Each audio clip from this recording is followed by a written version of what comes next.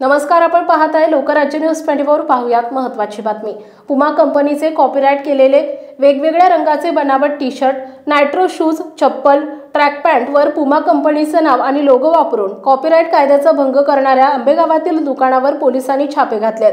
या दुकानातून 8,13,750 रुपयांचा बनावट माल जप्त केलाय। याबाबत महेंद्र देवरा यांनी आंबेगाव पोलीस ठाण्यात फिर्याद दिली आहे। त्यावरून पोलिसांनी शिवम गुप्ता याच्यावर गुन्हा दाखल केलाय। ही कारवाई आंबेगाव मधील स्टाइलॉक्स फॅशन शॉप मध्ये 8 ऑगस्ट रोजी दुपारी 3 वाजता करण्यात आली आहे। याबाबत पोलिसांनी दिलेल्या माहितीनुसार फिर्यादी हे पुमा से या कंपनीचे अधिकृत प्रतिनिधी आहेत। आंबेगाव येथील दुकानामध्ये पुमा से कंपनीचे बनावट असलेले टी-शर्ट, शूज, चप्पल, ट्रॅक पॅन्ट विकले जात असल्याची माहिती मिळाली। त्यावरून आंबेगाव पोलीस ठाण्याचे सहाय्यक पोलीस निरीक्षक भोजलिंग दोडमिसे आणि त्यांच्या सहकाऱ्यांच्या मदतीने स्टाइलॉक्स फॅशन शॉप मध्ये छापा टाकण्यात आला।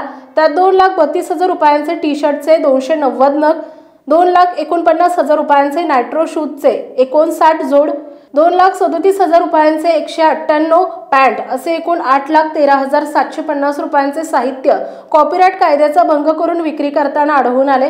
पोलिसांनी हा माल जप्त केला असून सहाय्यक पोलीस निरीक्षक भोजलिंग दोडमिसे तपास करत आहेत। महाराष्ट्रातील महत्त्वाच्या आणि ताज्या बातम्या पाहण्यासाठी आजच आमच्या लोकराज्य न्यूज 24 न्यूज चॅनलला YouTube वर सबस्क्राइब करा आणि बेल आयकॉन प्रेस करा।